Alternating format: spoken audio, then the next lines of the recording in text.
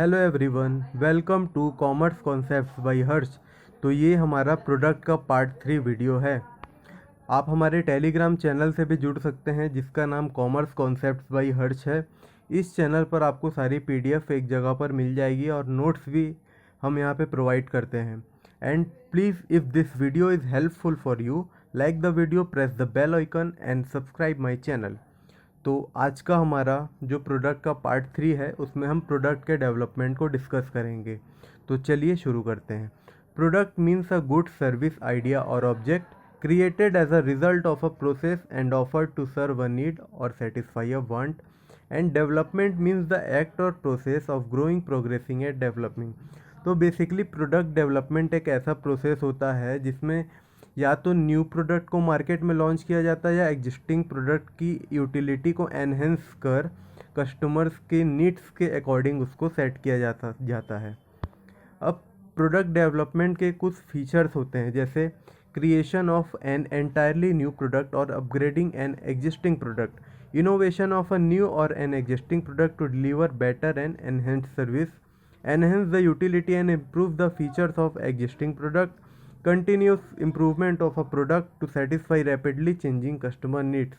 तो इस स्लाइड्स का बेसिकली क्रक्स ये है कि जब किसी न्यू प्रोडक्ट को लॉन्च किया जाता है या अपग्रेड किया जाता है या इम्प्रूव किया जाता है तो इन्वायरमेंट में होने वाले चेंजेस या कस्टमर प्रेफरेंसेस के अकॉर्डिंग वो प्रोडक्ट अपने आप को बैलेंस कर लेता है और इस सिचुएशन से जो रैपिडली चेंजिंग इन्वायरमेंट है और कस्टमर का प्रेफरेंस है उसको टैकल कर लेता है। अब न्यू प्रोडक्ट को लॉन्च करने के या न्यू प्रोडक्ट के कुछ फॉर्म्स होते हैं जिन्हें हम टाइप्स ऑफ न्यू प्रोडक्ट कहते हैं। तो इसके बारे में जानते हैं। सबसे पहला आता है न्यू टू द वर्ल्ड। ऐसा प्रोडक्ट जो एकदम न्यू या जस्ट इनोवेट हुआ, इससे पहले एग्जिस्ट नहीं करता था, तो ऐसा प्रोडक्ट जो पहली बार मार्केट में लॉन्च हुआ है उसे new to the world product कहते हैं। Second, new product line.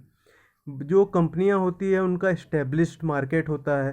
अब कुछ कंपनियां होती है जो अपने प्रोडक्ट लाइन से हट के न्यू प्रोडक्ट लाइन पे काम करती है और उस प्रोडक्ट लाइन के अकॉर्डिंग नया प्रोडक्ट डेवलप करती है। फॉर एन एग्जांपल, कल को यदि आपको सैमसंग जो मोबाइल बनाती है वो कंपनी, उसके सोप या डिटर्जेंट मार्केट में आने लग गए तो वो न्यू प्रोडक्ट लाइन हो जाएगा। तो उस न्यू प्रोडक्ट लाइन में जो आने वाला प्रोडक्ट है वो न्यू प्रोडक्ट लाइन प्रोडक्ट कहलाएगा। After then addition to existing product line, new products that contribute to the existing product line introduced to the market with slight variation in side extra। तो इस line का crux ये है कि मान लीजिए कोई कंपनी जैसे हिंदुस्तान यूनिलीवर लिमिटेड। अब हिंदुस्तान यूनिलीवर लिमिटेड बहुत सारे प्रोडक्ट्स को मैन्युफैक्चर करती है। जैसे सोप का एक सेगमेंट है, मान लीजिए सोप के एक सेगमेंट में उन्होंने कोई बेबी केयर प्रोडक्ट लॉन्च कर दिया। तो एग्जिस्टिंग प्रोडक्ट लाइन में हम जब किसी नए प्रोडक्ट को लॉन्च करते हैं तो ऐसा product addition to existing product line product कहलाता है। After then improved and revision of existing product. आप ऐसा प्रोडक्ट जो कंपनी में एग्जिस्ट करता है और कंपनी उस प्रोडक्ट को अपडेट कर देती है जिससे वो प्रोडक्ट की यूटिलिटी इम्प्रूव हो जाती है और प्रोडक्ट नए फॉर्म में लॉन्च हो जाता है। तो ऐसा product improved and revision of existing product कहलाता है। एग्जाम्पल के लिए एप्पल 10 को जब एप्पल 11 मैक्स रिप्लेस करता है तो इस टाइप का एग्जाम्पल हम improved and revision of existing product के मामले में समझ सकते हैं। अब रीपोजिशनिंग होता क्या है?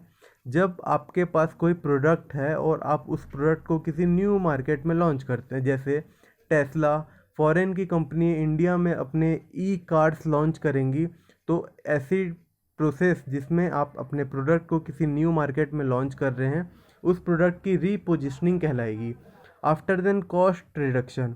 कभी कभी होता क्या है कि मार्केट कैप्चर करने के लिए या लोगों की बजट फ्रेंडली प्रोडक्ट बनाने के लिए कंपनियां कॉस्ट रिड्यूस करके अपने प्रोडक्ट को लॉन्च करती। जैसे पहले जो लोहे की अलमारी या लोहे के कूलर आते थे वो महंगे आते थे। आफ्टर देन जब से प्लास्टिक के कूलर आने लग गए उनकी थोड़ी सी कॉस्ट कम हो गई है।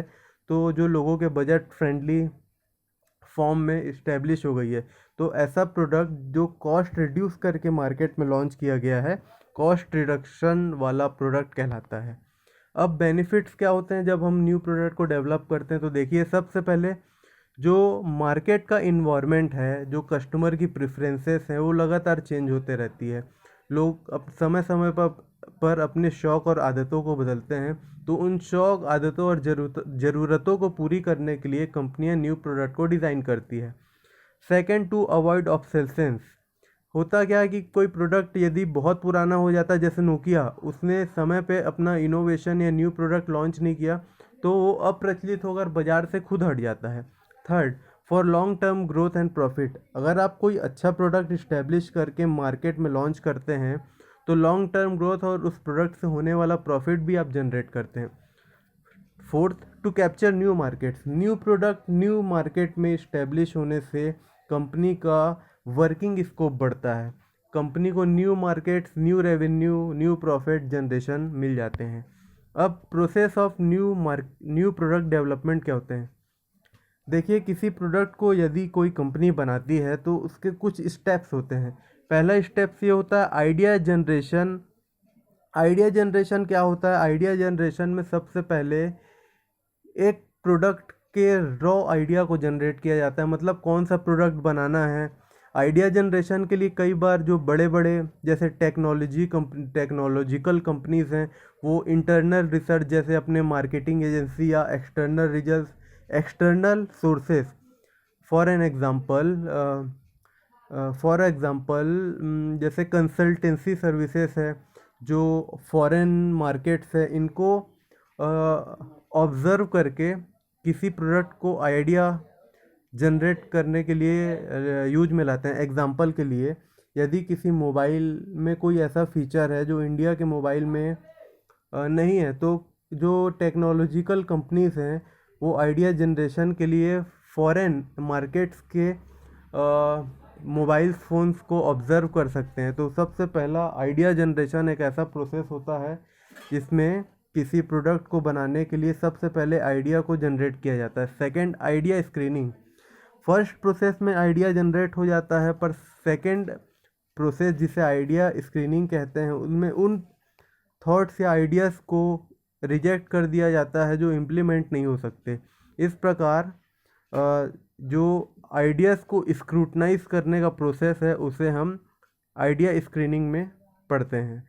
Third, concept development and testing. पहले दोनों स्टेज के बाद थर्ड स्टेज से पहले कंपनी या मार्केटर के पास या मैन्युफैक्चरर के पास एक कोर आइडिया जनरेट हो जाता है। इसी कोर आइडिया जनरेशन के बाद कंपनी उस आइडिया के लिए कॉन्सेप्ट डेवलपमेंट करती है। कॉन्सेप्ट डेवलपमेंट करती है कि उस प्रोडक्ट की वर्किंग कंडीशंस कैसे होगी, वो प्रोडक्ट बनेगा कैसे, उस प्रोडक्ट का फ्रेमवर्क क्या होगा। तो बेसिकली पेपर वर्क यहाँ पे होता है। एंड टेस्टिंग, उस जो कॉन्सेप्ट को डेवलप किया है, क्या वो मार्केट में चल पाएगा या नहीं चल पाएगा। तो ये चलना या ना चलना, उस प्रोडक्ट की कॉन्सेप्ट टेस्टिंग होती है। अब आता है fourth, market strategy development. Market strategy development में कंपनी ऊपर के स्टेजेस के बाद जो प्रोडक्ट का कॉन्क्रीट आइडिया होता है उसके लिए स्ट्रेटेजी बनाती है। जैसे कौन से चैनल से प्रोडक्ट को लॉन्च किया जाएगा, या कौन से मार्केट में बेसिकली टारगेट किया जाएगा प्रोडक्ट को, या कॉम्पिटिटिव एनवायरनमेंट कैसा है उस प्रोडक्ट का। तो ये सारी चीज़ें मार्केटिंग स्ट्रेटेजी डेवलपमेंट के स्टेप में आती है। Fifth, business analysis. Business analysis में ये होता है कि उस प्रोडक्ट से जुड़े सारी चीज़ों को, जैसे टैक्सेशन पॉलिसीज़, कॉम्पिटिटिव प्राइसिंग या इंडस्ट्री प्राइसिंग, उस प्रोडक्ट का रेट क्या हो सकता है, उसमें फ्लक्चुएशंस कैसे आ जा सकते हैं, उससे होने वाला प्रॉफिट कैसा होता है। तो ये सारी चीज़ें बिजनेस एनालिसिस के स्टेप में कंपनी या मैन्युफैक्चरर डिसाइड करती है। आफ्टर देन सिक्स प्रोसेस आता है प्रोडक्ट डेवलपमेंट। ऊपर के स्टेजेस को क्रॉस करने के बाद जब कंपनी को लगता है कि ये प्रोडक्ट बनाना चाहिए, तो कंपनी सारे पेपर वर्क से प्रैक्टिकल वर्क के तरफ मूव होती है और उस प्रोडक्ट को रियलिटी देकर उस प्रोडक्ट को मैन्युफैक्चर करती है। जैसे किसी कंपनी को यदि मोबाइल बनाना है, तो सारे स्टेप्स के बाद प्रोडक्ट डेवलपमेंट के स्टेजेस में उसे मशीन, टेक्नोलॉजी, लेबर, ये सारी चीज़ों को इकट्ठा करके उस प्रोडक्ट को एक यथार्थ या रियल फॉर्म देना पड़ता है। आफ्टर देन जब प्रोडक्ट बन जाता है तब आता है सेवेंथ स्टेप, जिसे बोलते हैं मार्केट टेस्टिंग। उस प्रोडक्ट की पायलट स्टडी की जाती है कि वो प्रोडक्ट कैसा चल रहा है, कंज्यूमर्स या कस्टमर से उसके बारे में फीडबैक लिए जाते हैं कि प्रोडक्ट में क्या कमियां हैं, तो या प्रोडक्ट में कौन कौन से फीचर्स ऐसे हैं जो कंज्यूमर को पसंद नहीं आ रहे हैं। तो ये सारी चीज़ों को जानकारी इकट्ठा करके मार्केट टेस्टिंग में उस प्रोडक्ट को इम्प्रूव किया जाता है। आफ्टर देन कॉमर्शियलाइजेशन, जब वो प्रोडक्ट किसी भी प्रकार से कमी नहीं होती उसमें, या कंज्यूमर उसमें उस प्रोडक्ट को एंजॉय करते हैं, तो उस प्रोडक्ट का सेल्स किया जाता है। कॉमर्शियलाइजेशन का मीन्स एडवर्टाइजमेंट और सेल्स होता है, जिससे कंपनी रेवेन्यू जनरेट करती है और प्रॉफिट प्राप्त करती है। आफ्टर देन आता है ways to create new product development. कौन कौन से तरीक़ों से आप न्यू प्रोडक्ट को डेवलप कर सकते हो। तो फर्स्ट आता है एक्विजिशन। आप किसी ऐसी कंपनी को बाई कर लेते हो जो नया कुछ और प्रोडक्ट बनाती है और वो आपकी कंपनी नहीं बनाती, तो आपकी कंपनी के लिए उस कंपनी का प्रोडक्ट एक न्यू प्रोडक्ट हो जाता है। या acquiring patent from other company, जैसे कि आप जानते हो कि पेटेंट एक ऐसा राइट है जो किसी कंपनी या पर्सन को किसी पर्टिकुलर प्रोडक्ट को मैन्युफैक्चर करने का राइट देता है। तो यदि आप किसी कंपनी के पेटेंट को परचेज कर लेते हो तो आप उस प्रोडक्ट को बना सकते हो और आपके लिए वो न्यू प्रोडक्ट हो जाएगा। After then buying of licensing of franchisee, आप किसी फ्रेंचाइज के लाइसेंस को ले लेते हैं और उस फ्रेंचाइजी के प्रोडक्ट को बनाते हैं उनकी ट्रेनिंग में, तो ऐसा प्रोडक्ट भी आपके लिए एक नया प्रोडक्ट हो जाता है। आफ्टर देन सेकेंड वे आता है ऑर्गेनिक ग्रोथ। आप अपने इंटरनल रिसर्च या माइंड मैपिंग से किसी न्यू प्रोडक्ट को बनाते हो, तो ऐसा प्रोसेस ऑर्गेनिक ग्रोथ का प्रोसेस होता है। तो आशा करता हूँ आपको ये वीडियो लगा होगा तो प्लीज़ इस वीडियो को लाइक कर सकते हैं।